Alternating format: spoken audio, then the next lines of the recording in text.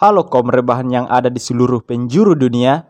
Kembali saya merangkum sebuah film yang menceritakan kisah mitos dibangunnya tembok China yang fungsinya berbeda dari biasanya sebab kali ini difungsikan sebagai pertahanan untuk melawan monster atau makhluk yang sangat buas bernama Toutei. Dalam sebagian keyakinan orang China, Toutei dikirim dari neraka untuk menghukum manusia akibat keserakahannya. Pinisirin, mari kita ke alur ceritanya. Diawali dengan memperlihatkan sekelompok orang melakukan perjalanan dari barat hingga mencapai dataran China. Mereka adalah tentara bayaran yang bertujuan mencari yang mereka namai black powder atau mesiu. Mesiu banyak dicari orang di zaman itu sebagai bahan pembuatan senjata dalam peperangan. Mereka telah mendapat serangan sekelompok begal gurun hingga mereka yang berjumlah 26 orang kini hanya tersisa 5 orang saja.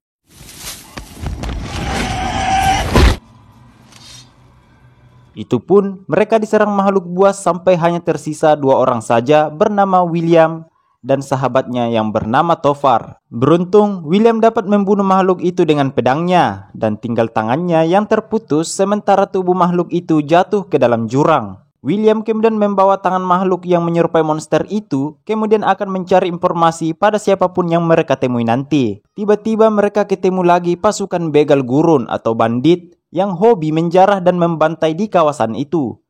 Mereka kemudian memacu kuda mereka sampai tiba pada sebuah tepi tembok besar yang rupanya itu adalah tembok besar China.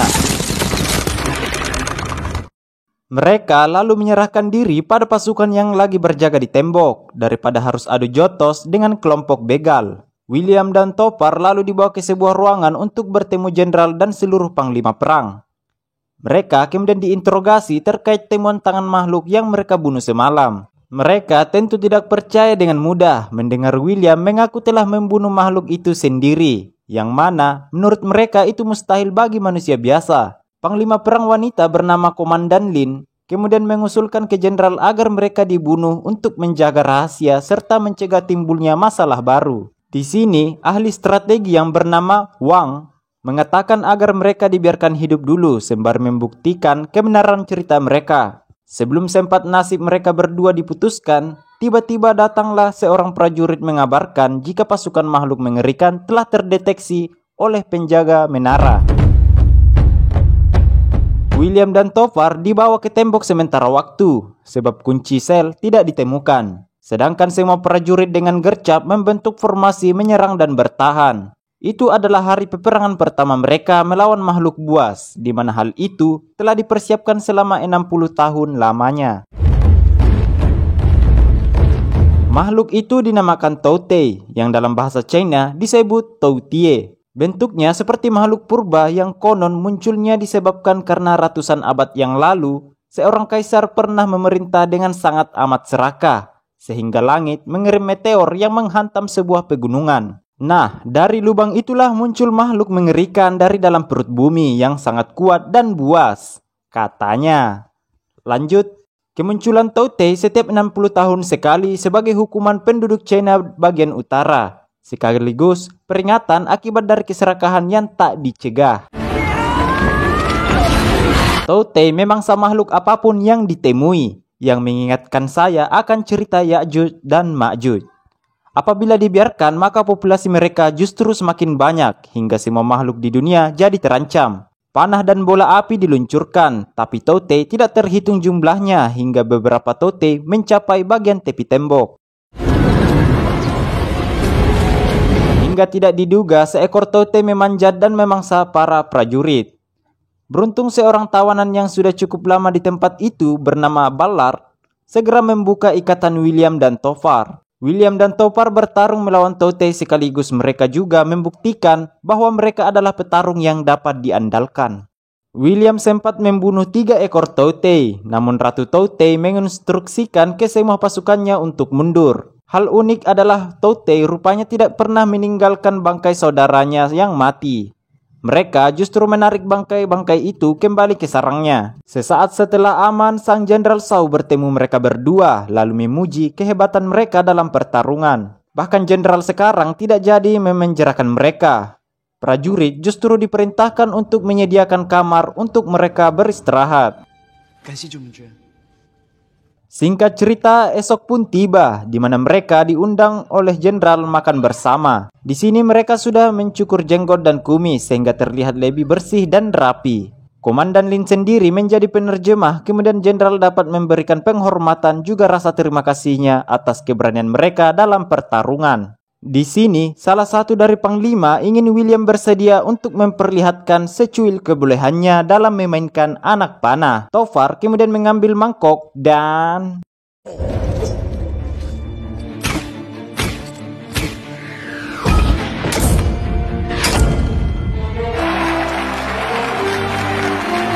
Di malam harinya, mereka lalu membicarakan tujuan utama mereka yang sebenarnya tentang bubuk hitam. Balar yang sudah lama di sana kemudian menjelaskan dan menunjukkan sedikit reaksi bubuk hitam dengan cara membakarnya. Hal itu ternyata membuat mereka terpesona sebab di kampung halaman mereka belum pernah melihat bubuk hitam sama sekali. Sehingga mereka bertiga kemudian membuat rencana untuk mencuri bubuk hitam lalu kabur saat Tote menyerang. Di saat lagi asik mereka berdiskusi, tiba-tiba datang seorang prajurit untuk memberitahu kalau ahli strategi Wang mau bertemu dengan mereka. Di sini Wang berspekulasi mengenai sebuah benda yang mempunyai energi terpendam yang dapat membuat seekor Tote menjadi lemah jika dekat dengan benda itu. Rupanya benda itu tidak lain adalah sebongkah magnet yang dibawa William dari dunia barat. Mereka pun kembali berdiskusi mengenai makhluk Tote yang muncul dalam tempo 60 tahun sekali, yang faktanya semakin cerdas dalam melawan serangan manusia. Tak lama setelah itu, seorang petugas jaga datang untuk melaporkan bahwa beberapa prajurit telah diserang seekor Tote. Dengan gercep mereka kemudian berangkat dengan dipimpin langsung Jenderal Shao dan Komandan Lin. Hingga pada saat mendekati lokasi, mereka justru baru menyadari kalau mereka ternyata sedang dijebak oleh Tote. Pada akhirnya, Jenderal Shao harus menjadi korban dalam insiden tersebut. Sebelum meninggoy, Jenderal Shao menitipkan jabatannya kepada Komandan Lin.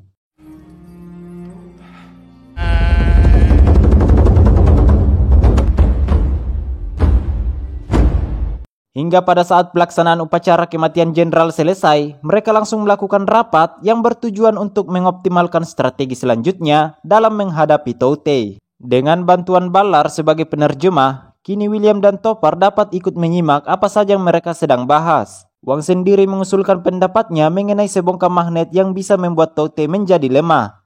Sedangkan William sendiri mengusulkan menangkap seekor Tote untuk bahan percobaan.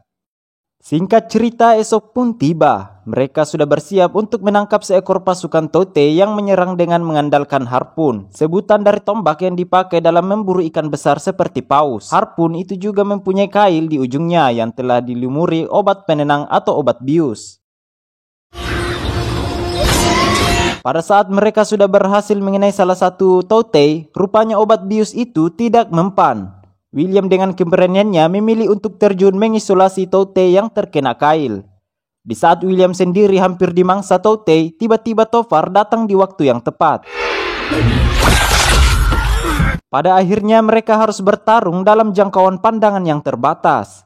Di saat terdesak, William kemudian mengirimkan sinyal darurat. Hingga saat itu, Komandan Lin langsung menginstruksikan untuk memakai mesiu atau black powder, senjata yang paling mematikan di zaman itu.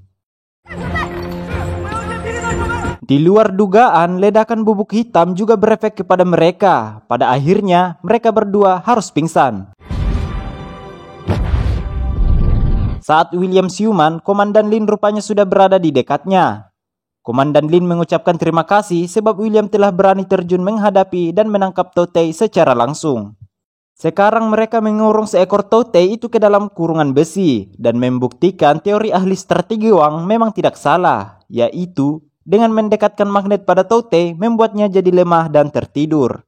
Salah seorang utusan kerajaan kemudian bersikeras ingin membawa Tote ke istana atas dasar perintah kaisar, meski telah diberitahu terlalu berisiko. Pada akhirnya tak lama setelah itu, prajurit kembali disibukkan dengan pergerakan Tote. Saat diselidiki, rupanya Tote membuat lubang yang menjebol pertahanan tembok. Rombongan Tote telah menuju ibu kota kerajaan sebab sangat banyak manusia di sana yang dapat mereka mangsa. Di sini bisa mereka pastikan bahwa seluruh kehidupan penduduk China hingga dunia dalam ancaman serius. Memanfaatkan situasi, Tofar dan Balar kemudian melancarkan aksi pencurian black powder. William datang mencegah mereka sebab ada hal penting yang mereka harus lakukan, yaitu membantu pasukan menghadapi Totei. Tak lupa William meminta mereka melupakan semua rencana dalam mencuri bubuk hitam. Di sini Tofar tidak sependapat dengan William karena merasa dirinya sudah dimanfaatkan secara berlebihan oleh mereka. Ballard secara diam-diam memotong seutas tali gantungan yang mengakibatkan sesuatu menimpa William kemudian pingsan. Ballard dan Tofar lalu kabur dengan membawa bubuk hitam sebanyak mungkin. Hingga keesokan hari, William harus diinterogasi oleh Komandan Lin beserta pasukannya. William menjelaskan jika dirinya sama sekali tidak terlibat dengan mereka. Meski begitu, sebagai seorang komandan, Lin tidak akan mau percaya begitu saja. Komandan Lin segera mengeksekusi William saat itu, tapi tiba-tiba prajurit yang pernah William selamatkan bersaksi dirinya melihat William tak ikut dalam aksi pencurian Ballard dan Topar. Malahan, William justru mencegah perbuatan mereka. Komandan Lin baru mau percaya, tapi dia tetap menginstruksikan agar William harus dikurung.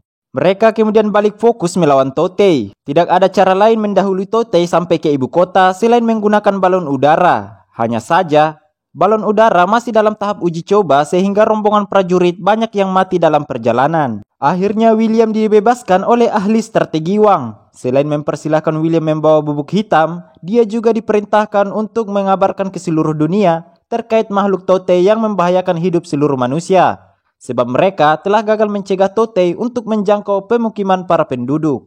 Dari perkataan Wang, William mendengar jika sebenarnya masih ada harapan untuk mengalahkan Totei, yaitu dengan membunuh ratunya, sehingga William meminta untuk ikut sekali lagi berperang melawan Totei. Berangkatlah mereka menggunakan balon udara. Di lain sisi, Komandan Lin juga sedang terpojok melawan Totei yang jumlahnya tidak terhitung. Bahkan semua pasukan yang bersamanya juga telah gugur. Tiba-tiba di waktu yang tepat, William dan rombongannya sempat mengamankan Komandan Lin, kemudian mendarat tepat di tengah kota. Mereka kemudian menghadap Kaisar dan meminta tawanan Totei untuk diserahkan pada mereka untuk membunuh Ratu Totei. Mereka lalu memasang banyak misiu pada tubuh Totei. Tak lupa mereka memberi daging segar agar Totei cepat kembali pada ratunya, dan rencana mereka kali ini berhasil. Komandan Lin dan William kemudian naik menara untuk melepaskan panah api agar misiu yang sebagian besar telah dipasang pada Totei tadi bisa meledak. Tapi percobaan pertama mereka harus gagal karena Totei mempunyai pelindung yang sangat kuat, juga sensitif pada serangan yang mengancam ratunya. Rupanya hal itu membuat Ratu Totei marah dan menyuruh pasukannya untuk menyerang mereka.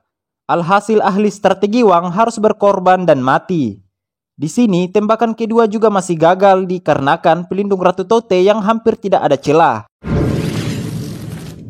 Saat ini, hanya ada satu lagi bubuk hitam hingga tidak ada pilihan lain selain mencoba melemparkan magnet bersama bubuk hitam sekaligus. Rencana ini berhasil menembus perisai Ratu Totei yang membuatnya meledak seketika.